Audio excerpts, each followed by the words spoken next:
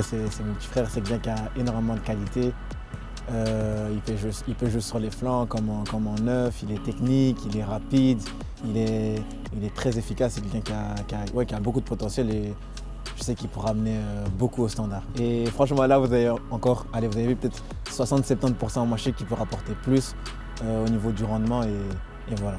William, il est très technique, il est vif, il est rapide.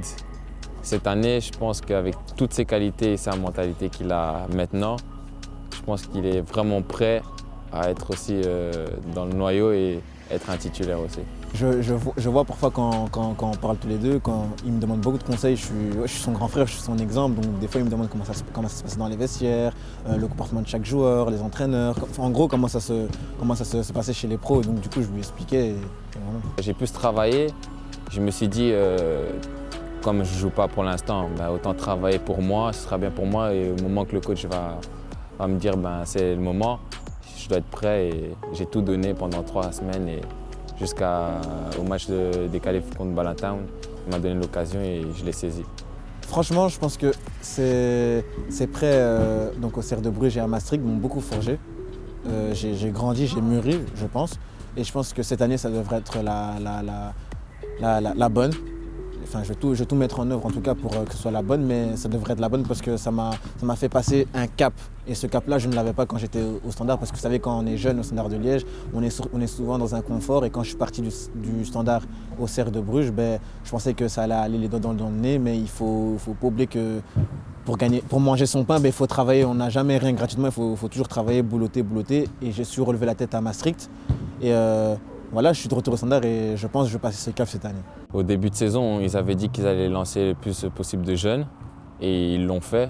Et en même temps, là, maintenant, ils font monter quelques jeunes aux entraînements pour les préparer à jouer un jour. À Poznan, j'ai conseillé les jeunes Hugo, Fosta, Velandou parce qu'arriver en pro, c'est les grands qui m'ont conseillé. Donc moi, je fais pareil pour eux. Même si on n'a qu'1 an d'écart, c'est pour leur bien. Et voilà. Le coach parle beaucoup avec tous les joueurs. Ils nous considèrent tous de la même manière. Personnellement, pour moi, il m'a donné beaucoup de conseils au début de saison. Il m'a très bien coaché. Il y a eu mon opération, il m'a beaucoup encouragé. Il m'a dit que j'allais revenir beaucoup plus fort et que ça devrait aller, que je ne vais pas lâcher.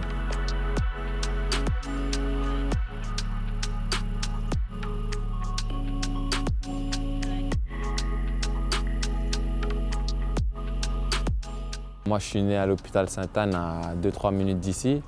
Ici, on est au Parc Aumale où beaucoup de jeunes viennent jouer au foot. Mes grands-parents habitent pas loin, tout près du stade aussi, d'Anderlecht. On habitait aussi à Anderlecht, tout près du stade, à 2-3 minutes aussi.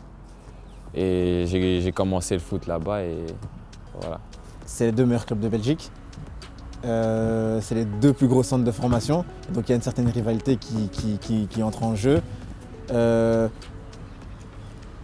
y a aussi beaucoup de fierté, ça veut dire que l'équipe Anderlecht voudra montrer que c'est eux les meilleurs, tout comme nous on voudra montrer que c'est nous les meilleurs et ça qui fait que c'est un très beau match. C'est deux grands clubs de Belgique et de passer d'Anderlecht au Standard, certes c'est une rivalité, c'est un choc, mais c'est 2 grandes formations et ils m'ont toujours dit que comme je suis au Standard, dès que je joue contre Anderlecht, il n'y a pas de pitié, je devais les écraser.